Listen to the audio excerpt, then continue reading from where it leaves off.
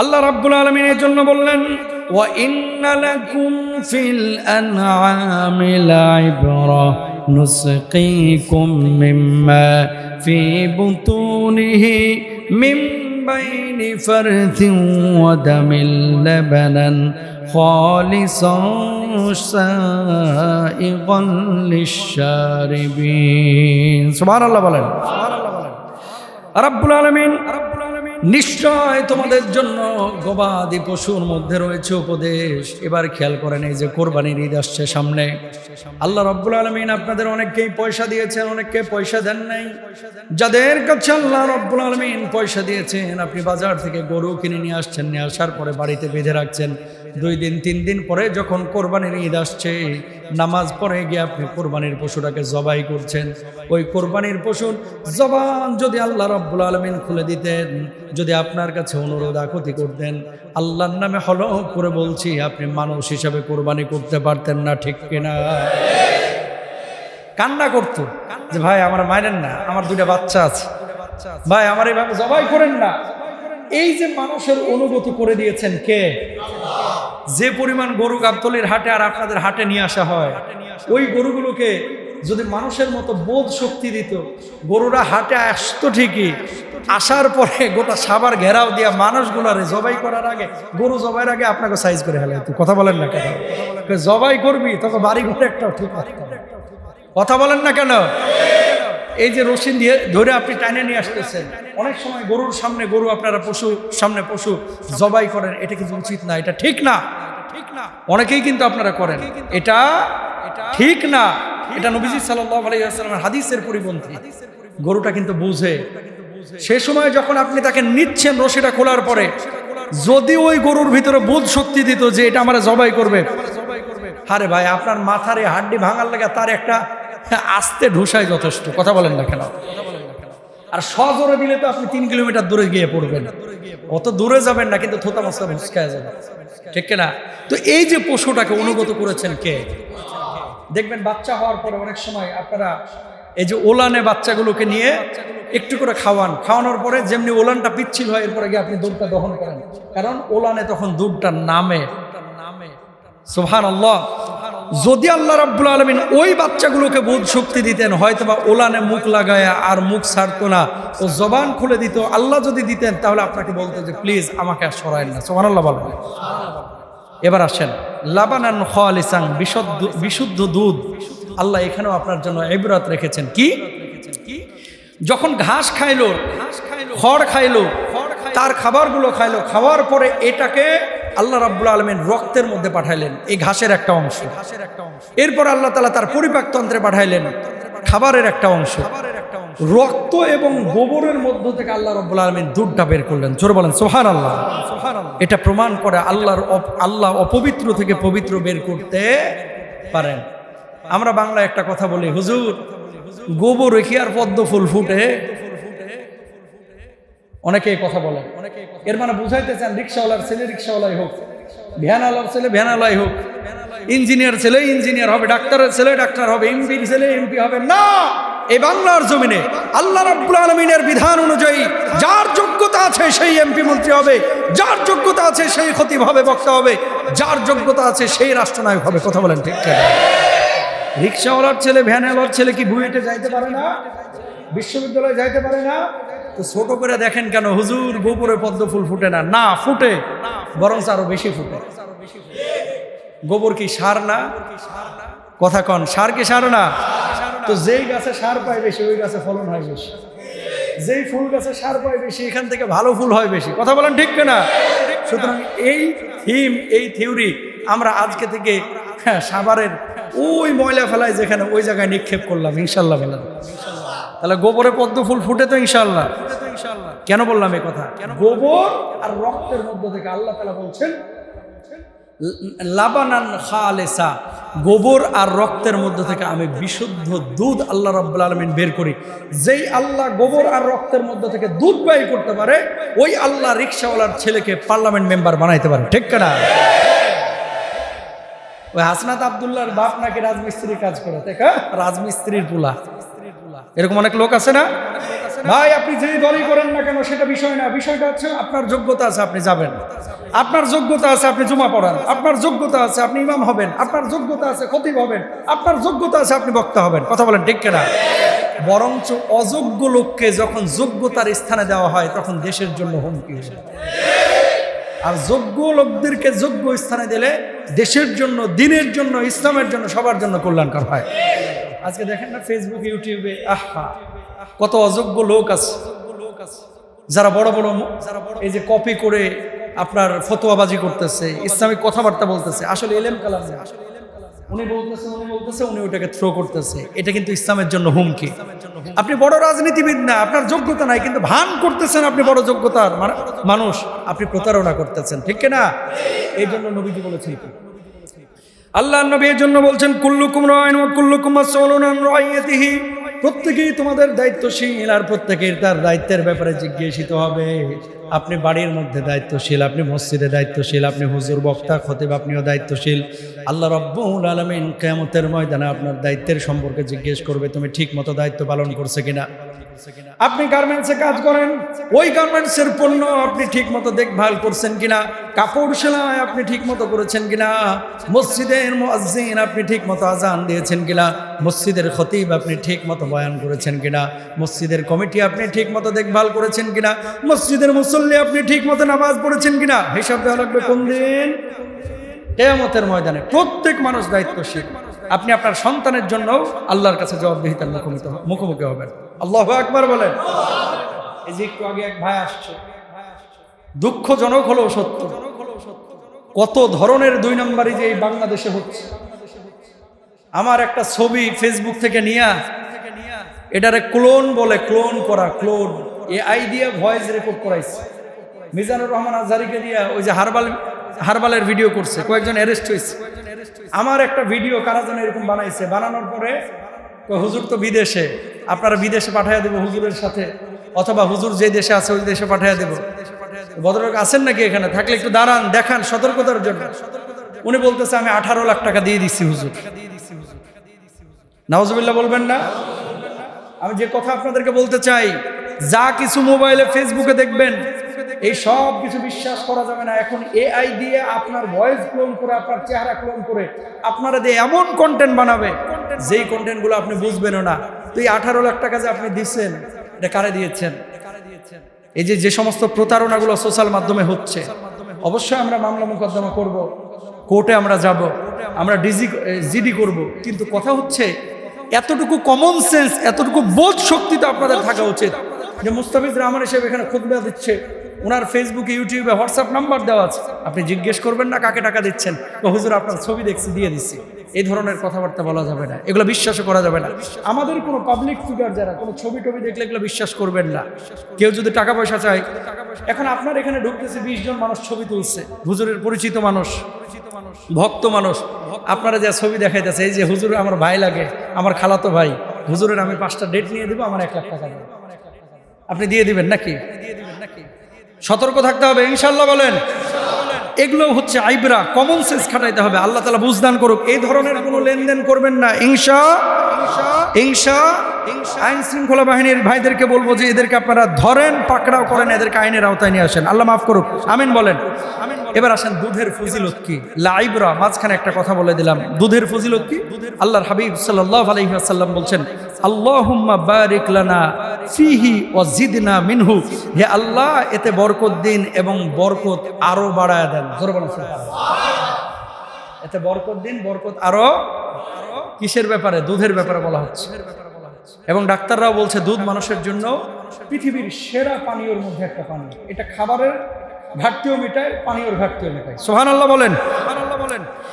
এরপর আল্লাহ রাব্বুল আলামিন কি বলছেন খেয়াল করেন, 67 নম্বর আয়াত, ومن ثمرات النخيل والأعناب تتخذون منه سكرا ورزقا حسنا إن في ذلك لآية لقوم يعقلون। আল্লাহ রাব্বুল আলামিন বললেন, আর খেজুর ও আঙ্গুরের ফল থেকে তোমাদের জন্য মাদক দ্রব্য এবং উত্তম রিজিক গ্রহণ করো, আমি তৈরি করেছি। নিশ্চয় এতে বুদ্ধিমান সম্প্রদায়ের জন্য রয়েছে নিদর্শন। খেজুর ও আঙ্গুর ফল থেকে তোমরা মাদক বানাও এবং উত্তম রিজিক এখান থেকে গ্রহণ করো। জোরে বলেন সুবহানাল্লাহ। প্রশ্ন আপনাদের জাগতে পারে যে হুজুর, মদ খাওয়া তো হারাম, খেজুর আর আঙ্গুর থেকে মাদকের কথা আল্লাহ বললেন কেন? মুফাসসিরিনরা বলছেন এই আয়াত হচ্ছে মদ হারাম হওয়ার আগের আয়াত। সুবহানাল্লাহ বলেন। এই আয়াতটা কখনকার আয়াত? মদ এই আয়াত যখন নাজিল হয় তখন কি হয় নাই? হারাম হয় নাই।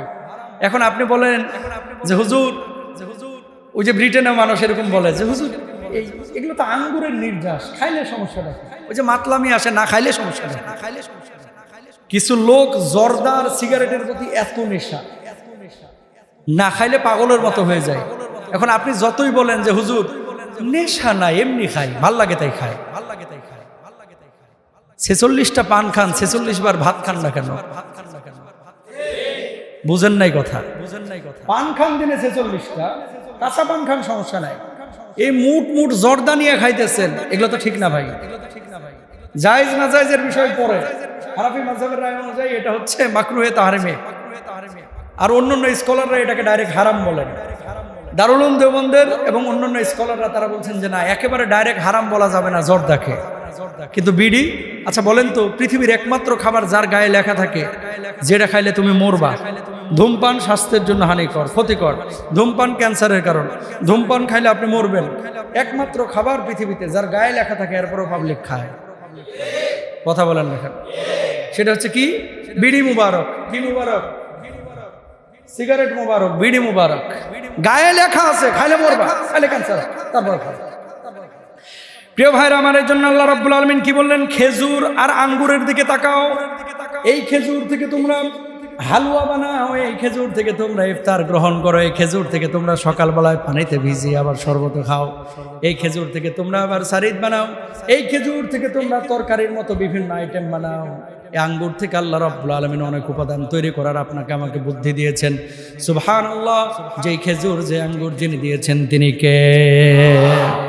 তাহলে এক নাম্বার হচ্ছে সাকারান। সাকারান শব্দের অর্থ হচ্ছে মদ। এই আয়াত তখন নাজিল হয় যখন মদ হারাম হয়নি। ইসলামে মদ হারাম হয়েছে কয়েকটি ধাপে। প্রথমত আল্লাহ তাআলা বললেন যে এই মদ তোমাদের জন্য ক্ষতিকর। দ্বিতীয়ত, মদ তোমরা নেশাগ্রস্ত অবস্থায় নামাজের ধারে কাছে যাও না।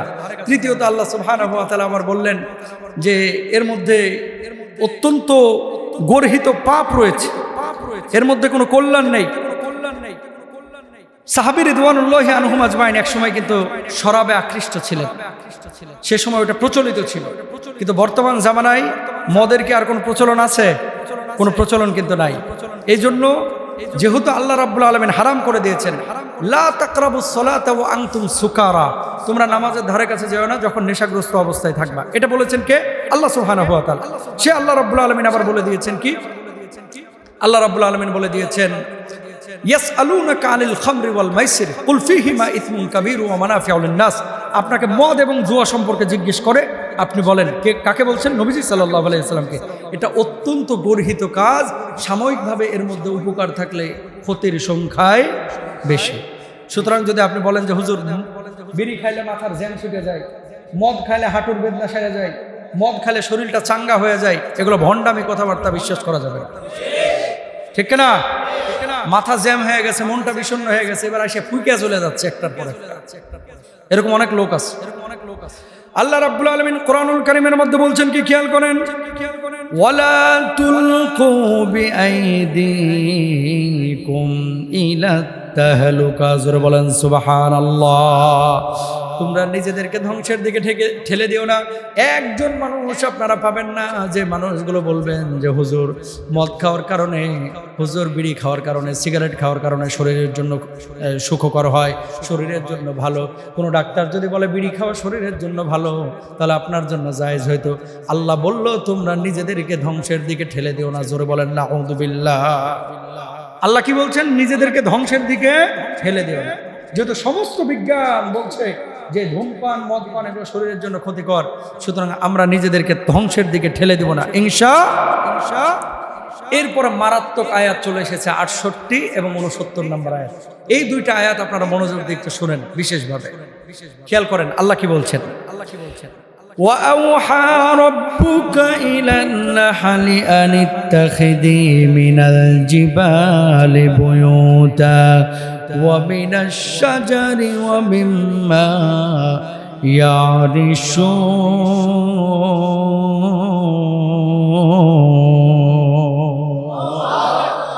জোরে বলেন আল্লাহু আকবার।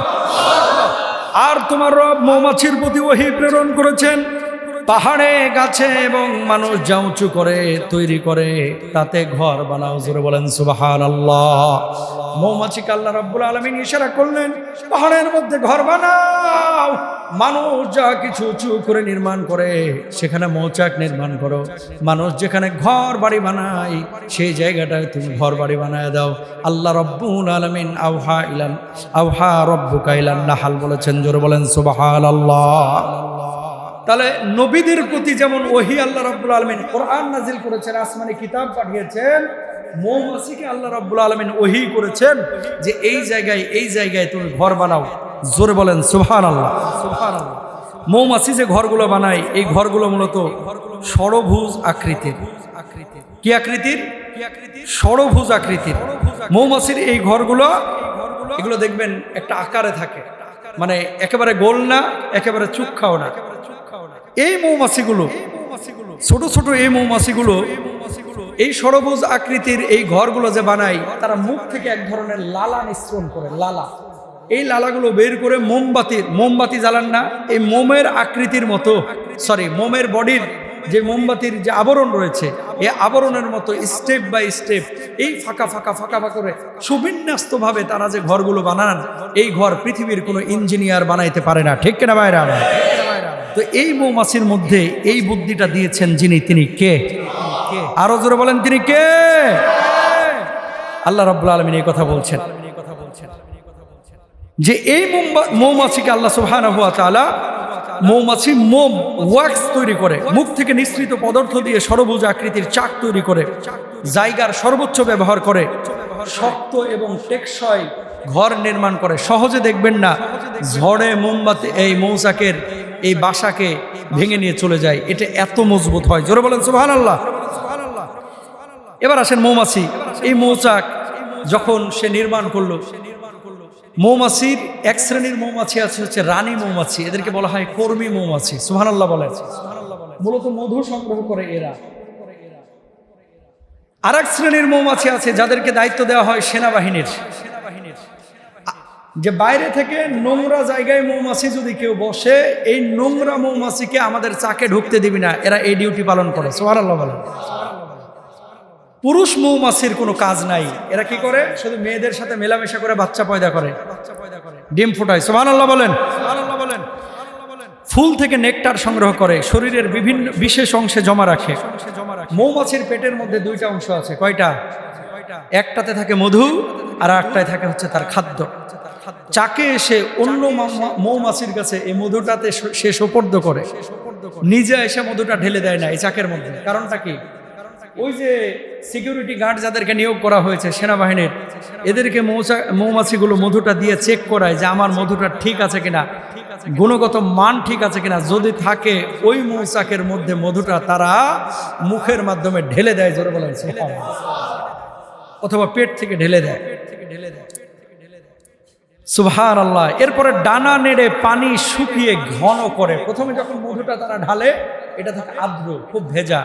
এরপরে ডানাটাকে এভাবে কাটায় এই মৌমাছিগুলো, এরপরে মধুটাকে শুকিয়ে ফেলে। সুবহানাল্লাহ। বাড়িতে যায় বললেন, আপনারা তো কিনতেছেন 1400, 1500 অথবা 2000 টাকা কেজি মধু। 1 কেজি মধু বানাইতে একটা মৌমাছি অথবা 1 লক্ষ মৌমাছি অথবা 10,000 মৌমাছি অথবা 60,000 মৌমাছিকে কতটা ফুল সফর করতে হয়? 1 কেজি মধু সংগ্রহের জন্য মিনিমাম 50 লক্ষ থেকে 55 লক্ষ ফুলে আরোহণ করতে হয়, সফর করতে হয়। জোরে বলেন সুবহানাল্লাহ। এই সুবহানাল্লাহটা আরেকটু জোরে বলেন তো।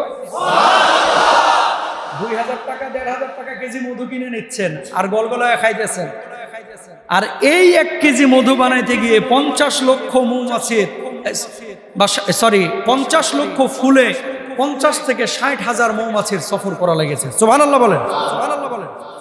আচ্ছা, কত কিলোমিটার সফর করা লাগে? প্রায় 1.5 থেকে 2 লক্ষ কিলোমিটার মৌমাছিকে সফর করা লাগে।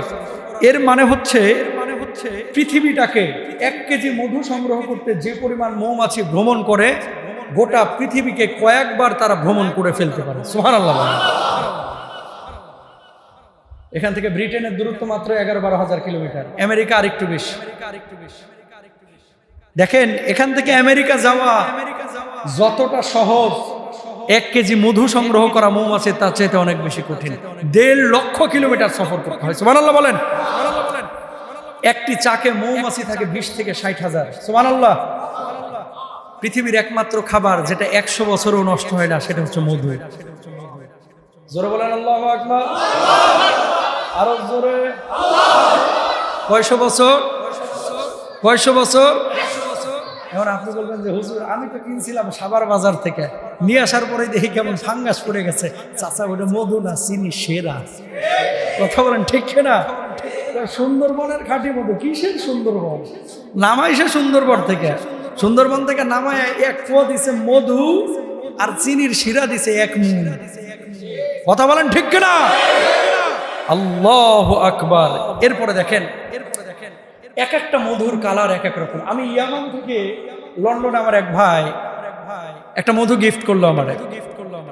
বললো যে হুজুর, এটা ইয়ামানি। আমার ইয়ামানের এক বন্ধু আমাকে গিফট করেছে।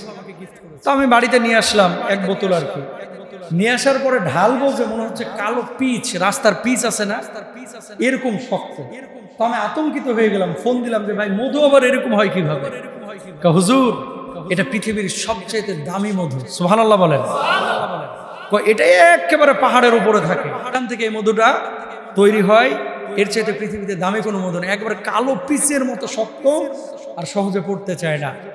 ঠিক ওইটাও যেমন মধু, আপনার আমার বাড়ির পাশের সরিষা ফুলের মধু, এটাও কিন্তু পিওর মধু। সুবহানাল্লাহ বলেন। এই জন্য প্রিয় ভাইরা আমার, লিচুর ফুল থেকে যে মধু হয় সেটার কালার একরকম, পাহাড়ের ওপর থেকে যে মধু হয় সেটার কালার আর একরকম, আবার আমের মুকুল থেকে যে মধু হয় সেটার কালার আর একরকম, সরিষা ফুল থেকে যে মধু হয় সেটার কালার আর একরকম করেছেন কে?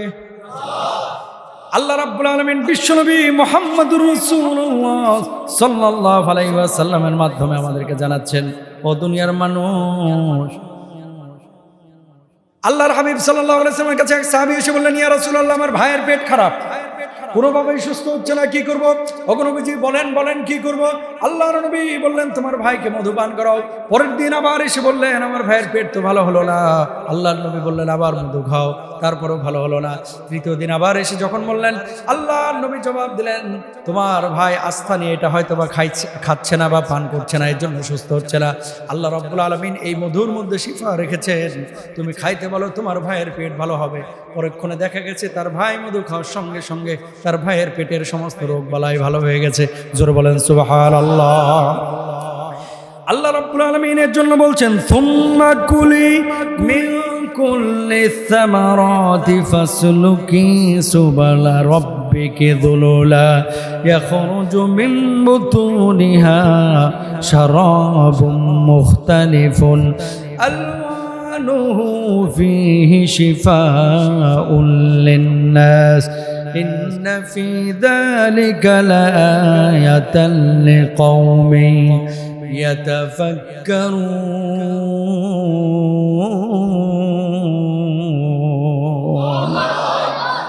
অতঃপর তুমি সব ফল থেকে আহার করো এবং তোমার রবের সহজ পথে চলো, তার পেট থেকে বের হয় বিভিন্ন রঙের পানীয়। জোরে বলেন সুবহানাল্লাহ। ওই যে একটু আগে বললাম, কোনো মধু হলুদ, কোনো মধু লালচে, কোনো মধু কালো। আমার আল্লাহ বলছে তার পেট থেকে বের হয় বিভিন্ন রঙের পানীয়। জোরে বলেন সুবহানাল্লাহ। এতে রয়েছে মানুষের জন্য আরোগ্য, ফিহি শিফাউল লিন্নাস। এখন আপনি খাওয়ার পরে ভালো হচ্ছে না, জ্বর হয়েছে, মধু খান। পেটে ব্যথা, মধু খান। গ্যাসের সমস্যা, মধু খান। চোখের সমস্যা, মধু খান। শারীরিক যে কোনো সমস্যা, আগে মধুটা খান। এখন বলবেন যে হুজুর কাজ হচ্ছে না। 2টা কারণে মধু কাজ হয় না। একটা হচ্ছে আপনার আস্থা নাই, এই আয়াতের প্রতি আপনার বিশ্বাস নাই। আর 2 নাম্বার, আসলে মধুর নামে আপনি মধু খাচ্ছেন না, আপনি জিলাপি সিরাপ খাচ্ছেন। কথা বলেন ঠিক না? যদি মধু খান তাহলে ঠিকই কাজ করবে ইনশাআল্লাহ। সুবহানাল্লাহ। এবার কি শিক্ষা আছে? এই যে মৌমাছি থেকে আমাদের জন্য শিক্ষাটা কি? এই যে আয়াত তিনটা বললাম, 67, 68, 69 সূরা নাহলের কয়টা আয়াত বললাম? এই তিনটা আয়াত থেকে আমাদের জন্য 8 থেকে 10টা শিক্ষা আছে। কয়টা? 8 থেকে 10টা। এই শিক্ষাগুলো মূল পয়েন্টটা। এতক্ষণ তো বিজ্ঞানের কথা শুনলেন, ফজিলতের কথা শুনলেন, শিক্ষার বিষয়টা কি দেখেন। 1 নম্বর, আল্লাহ রাব্বুল আলামিন আয়াতের শুরুর অংশে বলেছেন ওয়া আওহা রাব্বুকা ইলান নাহাল। আল্লাহ রাব্বুল আলামিন আনুগত্য শিক্ষা দিচ্ছেন মৌমাছিকে। খেয়াল করে দেখেন, মৌমাছি যখন ফুলের উপরে ভ্রমণ করে, এক মৌমাছি যেই ফুলের উপরে যায়, অন্য মৌমাছি ওই ফুলের ধারে কাছেও যায় না। জোরে বলেন সুবহানাল্লাহ। বুঝেন নাই? এক মৌমাছি যেই ফুলের উপরে বসবে, ওই ফুলের উপরে অন্য কোনো মৌমাছি। 1 নাম্বার, আল্লাহর নির্দেশ মানে মৌমাছি ওই যে পাখা যে নড়ায়, এই পাখার মধ্যে তারা একটা সংকেত ব্যবহার করে, অন্য মৌমাছির কথা তারা বুঝতে পারে। রানী মৌমাছি পুরুষকে দায়িত্ব দিছে, তুই কিন্তু বাড়ি থেকে বাইর হবি না, মধু সংগ্রহ করব, নিয়ে আসবো, মধু ঢালবো, সব আমরা, মানে মেয়ে মৌমাছি। পুরুষ মৌমাছির কাজ, আমার যখন বাচ্চা দরকার হবে পেটের মধ্যে খালি বাচ্চা দিয়ে দিবে। সুবহানাল্লাহ বলেন না? এটা কোরআনুল কারীম এই জন্য স্ত্রীবাচক শব্দ ব্যবহার করেছে। মৌমাছিরা যখন মৌচাকে বসে থাকে, কোনো মৌমাছি আরেকজন মৌমাছিকে কামড়ায় না। সুবহানাল্লাহ বলেন না? এবং দেখবেন একটার পিঠে আর একটা উঠে না, একটার পরে একটা সিরিয়াল ধরে কাতারবদ্ধ হয়ে বসে। ইশারা কার? এখান থেকে আল্লাহ আপনাকে আমাকে শিক্ষা দিচ্ছেন, ওই মৌমাছি যদি একত্ববদ্ধ হয়ে থাকতে পারে, ওই মৌমাছি যদি ঐক্যবদ্ধ হয়ে থাকতে পারে, মুসলমান তোরা কেন পারিস না? আজকে মৌমাছির মতো মৌচাকে যেভাবে তারা আবদ্ধ হয়ে আছে, ঐক্যবদ্ধ হয়ে মুসলমান যদি থাকতো, সারা পৃথিবীর কোনো নাস্তিক বামরাম ছাগল আর অমুসলিমরা মুসলমানদের দিকে তাকানোর সাহস পাইত না। আজকে ইরানে মুসলমানরা মার খাচ্ছে, সৌদি আরবে খাচ্ছে, ওখানে খাচ্ছে, বার্মায় খাচ্ছে, কাশ্মীরে খাচ্ছে, শুধুমাত্র আমরা মুসলমানরা ঐক্যবদ্ধ না হওয়ার কারণে। ঠিক না? তাহলে যখন মৌমাছির মতো ঐক্যবদ্ধ হব, ওই ঐক্যের মধ্য থেকে মধুর মতো আল্লাহ সুবহানাহু ওয়া তাআলা আমাদেরকে সুন্দর সুন্দর পানীয় দিবেন, সফলতা দিবেন। সুবহানাল্লাহ বলেন। মৌমাছিকে আল্লাহ তাআলা আদেশ করেছেন, কোনো প্রশ্ন করে না, যেভাবে বলেছে সেভাবে চলে। এখানে বাসা বানাও, 3টা স্থানে মৌমাছিকে বাসা বানাইতে বলছিলেন। কয়টা? আরো জোরে বলেন, কয়টা? উঁচু পাহাড়ে, ঘরের ওই যে কিনারায়, আর একটা হচ্ছে উঁচু বাসস্থানে, ঝোড়ঝাপে, গাছপালায়। এটা ইশারা করেছেন কে? আপনি কি দেখেছেন ফ্যানের উপরে এসে মৌমাছি বসতে? দেখেছেন না? কেন বসে নাই? আল্লাহ তাকে আদেশ করে। ওই যে ক্যামেরাগুলো রাখছে, ক্যামেরার উপরে বসছে না। এজন্য মৌমাছি দেখবেন যে জায়গাগুলো চুজ করে, এই জায়গাগুলো সেই রকম মানে বসবাসের মতোই জায়গা। সুবহানাল্লাহ বলেন। মৌমাছি যেমন আল্লাহর বিধান মেনেছে, আল্লাহর দেওয়া পথে চলেছে, এজন্য মৌমাছিকে আল্লাহ তাআলা মধুর মতো সম্মানিত করেছেন, এই মধুর মতো দামি জিনিস দিয়েছেন। 2000 টাকা, 3000 টাকা কেজি। আপনি আমি যদি আল্লাহর হুকুম আনুগত্য মানতাম, আপনার আমার জীবনটাও মৌমাছির মতো দামি হইতো, আপনার আমার আমলটা দামি হইতো, আপনার আমার সময়টাই দামি হইতো। সুবহানাল্লাহ বলেন। তাহলে গোলামি করব কার? নামাজ পড়বো কার জন্য? রোজা করব কার জন্য? আল্লাহ কবুল করুক। সবাই বলেন আমিন। 2 নাম্বার, ফাসলুকি সুবুলা রাব্বিকি যুলুলা, তোমার রবের পথ অনুসরণ করো। মৌমাছি 1.5 লক্ষ কিলোমিটার পথ সফর করে আবার তার মৌচাকে ফিরে আসে, নিজ গন্তব্যে ফিরে আসে।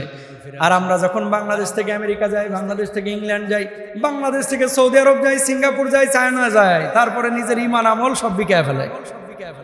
বোঝেন নাই কথা? নামাজ এখানে থাকলে পড়ে, যখন চায়না যায় আর নামাজ পড়ে না, যখন থাইল্যান্ডে যায় আর নামাজ পড়ে না। এখানে ভালো দেখলে মনে হয় বাপরে বাপ কত সুন্দর ছেলে, এর চাইতে ভালো মানুষ নাই। কক্সবাজার যায় হাফ প্যান্ট পরে ঘোরে, খাড়া খাড়া মতে। কথা বলেন আছে না নাই? তার মানে কি? মুমিন তার পরিচয় হারাবে না। মৌমাছি সে 1.5 লক্ষ কিলোমিটার দূরে চলে যায়, মানে ঘুরতে ঘুরতে আর কি, সরি 1.5 লক্ষ কিলোমিটার সফর করে, কিন্তু তার আপন গন্তব্য ভুলে না, ঠিক নিজ জায়গায় ফিরে আসে। মুমিন সে পৃথিবীর যেখানে যাবে, সে চাঁদের দেশে গেলেও নামাজ পড়বে। সুবহানাল্লাহ বলেন। চাঁদের দেশে গেলেও, পৃথিবীর বাইরে চলে গেলেও সে দিন ফলো করবে। এটা মৌমাছি থেকে আল্লাহ রাব্বুল আলামিন আমাদের জন্য শিক্ষা রেখেছেন। সুবহানাল্লাহ। 3 নাম্বার হচ্ছে উত্তম খাদ্য গ্রহণ করা। কুলিমিং কুল্লি থামারাত, মৌমাছিকে আল্লাহ রাব্বুল আলামিন উত্তম খাবার ফুল থেকে গ্রহণ করতে বলেছে। দেখবেন কোনো মৌমাছি পচা ফুলে বসে না, ঝামেলার কোনো ফুলে বসে না। যেই ফুলটা উত্তম সেই ফুলে বসে ভালো খাবারটা গ্রহণ করে। যত ভালো খাবার গ্রহণ করে পেট থেকে তত ভালো মধু বাইর হয়। জোরে বলেন সুবহানাল্লাহ। তো মৌমাছি ভালো খাবার খায়, ভালো খাবারের পরে সে ভালো মধু দেয়। আপনি খাবার খান হারাম, ছেলেকে চান ভালো, সম্ভব না। নিজে খাবেন ভালো, উৎপাদন হবে। খাবেন খারাপ, উৎপাদনও কি খারাপ। এখন আপনি হিসাব মিলিয়ে নেন, আপনি কোন ক্যাটাগরিতে যাবেন। হালাল খান, ভালো পাবেন, সুস্থতার জীবন পাবেন, ছেলেমেয়েরা কথা শুনবে, আল্লাহ তাআলা আপনার হায়াতের রিজকে বারাকা দিবেন। হালাল খাবার খাবেন, হারাম থেকে দূরে থাকবেন ইনশাআল্লাহ। নোংরা জায়গায় যাওয়া যাবে না। আপনি কি জানেন একটা তথ্য, কোনো মৌমাছি যদি নোংরা জায়গায় বসে, ধরেন ডাস্টবিনে বসছে, তাহলে ওর গায়ের মধ্যে একটা মানে একটা চিহ্ন বসে যায় এবং তার গায়ের যে স্মেলটা, এটা পাওয়ার পরে ওই যে সেনাবাহিনী মৌমাছি, যাদেরকে কর্মী মৌমাছি যাদেরকে দায়িত্ব দেওয়া হয়েছে, সঙ্গে সঙ্গে ওই মৌমাছিকে তারা মেরে ফেলে। আল্লাহু আকবার বলেন না। মানে কোনো অন্যায় জায়গায়, অস্পষ্ট জায়গায়, নোংরা জায়গায় কোনো মৌমাছি যদি বসে, সেই মৌমাছিকে মৌচাকে ঢুকতে দেওয়া হয় না। আজকে বাংলাদেশ সহ সারা বিশ্বের মুসলমানদের কমিউনিটিতে যদি এরকম থাকতো যে কোনো হারামখোর আমার সাথে মিশতে পারবে না, কোনো জালেম আমার দেশে আমার সমাজে জায়গা পাবে না, কথা বলেন ঠিক কিনা, তাহলে বাংলাদেশে সারা পৃথিবীর বুকে কোথাও জালেম পয়দা হইতো না, ঠিক কিনা ভাইরা। মজলুম হব কিন্তু কখনো জালেম হব না। আল্লাহ তাআলা এই শিক্ষা এখান থেকে দিচ্ছে। খাও ভালো, ইবাদত করো, শান্তি পাবা। খাও ভালো, আমল করো, আল্লাহ তাআলা তোমার আমলে বারাকা দেবে, আমল কবুল করবে। সুবহানাল্লাহ, সুবহানাল্লাহ। এরপরে 4 নাম্বার হচ্ছে উপকার করা, ক্ষতি না করা। কোনো মৌমাছি আরেকজন মৌমাছি বড় কোনো অপরাধ না করলে তারা কোনো ক্ষতি করে না।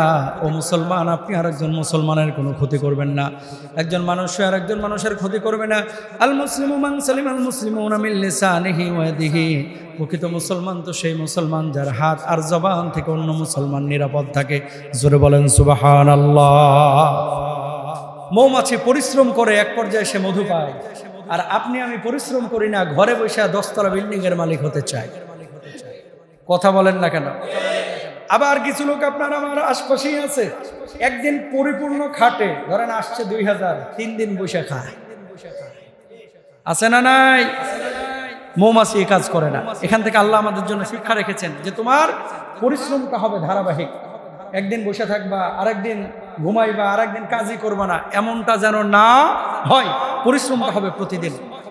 একদিন বসে থাকবেন, আরেকদিন কাজ করবেন, এরকম করবেন না। প্রতিদিন মৌমাছির মতো পরিশ্রম করেন। এটা আমার কথা না, আমার আল্লাহর কথা। অলসতা নয়, পরিশ্রম করেন। এরপর হচ্ছে দলবদ্ধ জীবন, ঐক্যবদ্ধ জীবন। মৌমাছিরা যেমন ঐক্যবদ্ধ, চাকে ঢিল মারবেন, দেখবেন একটা এসে কামড়ায় না, পুরো দল বাইধে এসে ধরে। কথা বলেন না কেন? ঢিলটা আপনি মারবেন, ঢিলটা আপনি মারবেন, ঢিল মারার সাথে সাথে পুরো দল এসে আপনাকে কি করবে? ধরবে, পাকড়াও করবে। ইরানে মিসাইল ছুটছে, আজকে সারা পৃথিবীর মুসলমানরা যদি মিসাইলটা ওর ঘাড়ে ছুটতো, তাহলে ইরানের দিকে তাকানোর সাহস পেত। বাংলাদেশের ধরেন কথার কথা কেউ আঘাত করছে, এখন সারা পৃথিবীর 56-57টা মুসলিম দেশ, এরা যদি বলতো আমার বাংলায় আঘাত করলে তোর চাঁদে উড়ে ফেলাবো, সারা পৃথিবীর অমুসলিম কোনো দেশ বাংলার দিকে তাকানোর সাহস পেত না, ঠিক না? এ মৌমাছির মতো হলো। আমি তখন স্কুলে পড়ি, ওই যে পাটকাঠি দিয়া একদিন মৌমাছির এই চাকে দিছি ঢুকায়। ঢুকানোর পরে আমি টান দিছি, মনে করছি মধু আসবে, তো মধু আসার আগে আমরা সাইজ করে ফেলেছি। হ্যাঁ, তারপরে ঠোঁট ফুলায় ফেলাইছে। ছোট মানুষ বুঝি নাই। তো কতজনের এরকম কত ঘটনা আছে, কেউ স্বীকার করে না, মনে মনে হাসতেছে আর কি। যাই হোক, আলহামদুলিল্লাহ। তারপরে নেতৃত্ব মানা, এটা 7 নাম্বার শিক্ষা মৌমাছি থেকে। কি মানা? নেতৃত্ব। আল্লাহ তাআলা মৌমাছির মধ্যে লিডার বানাইছে, রাষ্ট্রনায়ক বানাইছে রানীকে। জোরে বলেন সুবহানাল্লাহ। মৌমাছির একজন কি থাকে? রানী। ও যেখানে বসবে এই 60,000 মৌমাছি এসে ওখানেই বসবে। সুবহানাল্লাহ বলেন না? এবং জিজ্ঞেস করে না, এই ওখানে এসি নাই, তুমি এখানে বসছো কা? ওই এসির নিচে যে চিপার ভিতরে বসো। এই কথা বলার সুযোগ নেই। সামিআনা ওয়া আতানা। আপনি কল্পনা করতে পারবেন না, পাগল হয়ে যাবেন কোরআনের এই তাফসীরগুলো পড়লে, যে আল্লাহু আকবার, আল্লাহ কি রেখেছেন এই পৃথিবীর বুকে। আমরা পড়ি না, গবেষণা করি না, বুঝি না, এই জন্য আমলে মজা পাই না, ঠিক কিনা ভাইরা? রানী মৌমাছি যেখানে বসে, 60,000 থেকে 50,000 মৌমাছি আশা ওর সাথে আস্তে করে বসে যায়। জিজ্ঞেস করে না তুমি এখানে বসলা কেন, এখানে তো রোদ বেশি, এখানে তো ছায়া বেশি, এখানে তো ঝড় আসলে উড়ে যাবে। এই যে আনুগত্যটা, আপনার লিডার যিনি হবে উনি যদি বুঝবান লিডার হইতো, উনি যদি আগুনে ঝাঁপ দেয় আমরাও ঝাঁপ দিতে রাজি আছি, কথা বলেন ঠিক না? যদি ওই লেভেলের লিডার হয়। এবং মুসলিম বিশ্বের এখন সবচেয়ে বড় সংকট এই জায়গাটাই যে আমরা জাতীয় কোনো রাহবার পাই নাই, ঠিক না? আমরা এখন লিডারহীন, আমরা জাতীয় রাহবার পাই নাই যারা গোটা বিশ্বের মুসলমানদেরকে খলিফা উমরের মতো নেতৃত্ব দেবে, ঠিক না? আল্লাহ তাআলা বুঝদান করুক, আমিন বলেন। 8 নম্বর শিক্ষা, শেষ আলোচনা, পরিচ্ছন্নতা। আত-তুহুরু শাতরুল ঈমান। নোংরা মৌমাছিকে যেমন দলের মধ্যে ঢুকতে দেয় না, মানে হারামখোর, বেঈমান, বদমাশ, লম্পট, জেনাকার কোন মানুষ তারে দিয়ে আল্লাহ তাআলা দ্বীনের খেদমত নেয় না যদি তওবা করে ফিরে না আসে, ঠিক না? এই জন্য আল্লাহ তাআলা বলছেন উদখুলু ফিস সিলমি কাফা, ইসলামে ঢুকলে পরিপূর্ণ ঢুকে যাবে। অর্ধেক মুসলমান, অর্ধেক হিন্দু, অর্ধেক খ্রিস্টান এরকম হয়ে যাবে। সুবহানাল্লাহ বলেন। প্রিয় ভাইরা আমার, আত-তুহুরু শাতরুল ঈমান। আচ্ছা, পবিত্রতা, পরিচ্ছন্নতা এটা হচ্ছে ঈমানের অর্ধেক। সুবহানাল্লাহ। এরপর আসেন 9 নম্বর শিক্ষা হচ্ছে আমানতদারিতা। ইন্নাল্লাহা ইয়া'মুরুকুম আন তুআদ্দুল আমানাত। মধুরা মৌমাছিরা যে মধু নিয়ে আসে, এক ফোঁটা মৌচাকের মধু তারা নষ্ট করে না। সুবহানাল্লাহ। ধরেন একটা চাক, বড় চাকে 3 কেজি 4 কেজি মধু আছে, কখনো দেখবেন না যে মধু টপ টপ টপ টপ করে পড়তেছে, দেখছেন কখনো? কেন পড়ে না? আল্লাহ আদেশ করেছে এক ফোঁটাও ফেলতে পারবে, এই জন্য তারা খেয়ানত করে না। যদি কোনো মৌমাছির খামখেয়ালির কারণে মৌচাক থেকে মধু পড়ে, ওরা শেষ করে ফেলে, ওরা দল থেকে বাইর করে ফেলে। আরে কখনো কখনো সেনাবাহিনী মৌমাছি মাইরাও ফেলে। আল্লাহু আকবার, সুবহানাল্লাহ। সুতরাং আমরাও আমাদের পরিবারে, পারিবারিক জীবন, সামাজিক জীবনে এরকম আমানতদার হব, কখনো খেয়ানত করব না, ইনশাআল্লাহ। এরপরে সর্বশেষ শিক্ষা হচ্ছে পবিত্র অন্তর। ফিহি শিফাউল লিন্নাস, এর মধ্যে রয়েছে শিফা। কার মধ্যে? মধুর মধ্যে। যার পেট থেকে নির্গত মধু আপনি খাচ্ছেন তার মধ্যে শিফা আছে। আপনি যদি আপনার হৃদয়টাকে আল্লাহওয়ালা বানাইতে পারেন, কলবের মধ্যে তাকওয়ার নূর পয়দা করতে পারেন, আপনার প্রতিটি কথা, আপনার প্রতিটি ফুক, আপনার প্রতিটি তেলাওয়াত এটা মানুষের জন্য শিফার কারণ হবে ইনশাআল্লাহ। আল্লাহ তাআলা আমাদের সবাইকে বোঝার তৌফিক দান করুন। আরো জোরে বলেন আমিন। হাদা মা ইনদি ওয়াল ইলমু ইনদাল্লাহ আলাইহি তাওয়াক্কালতু।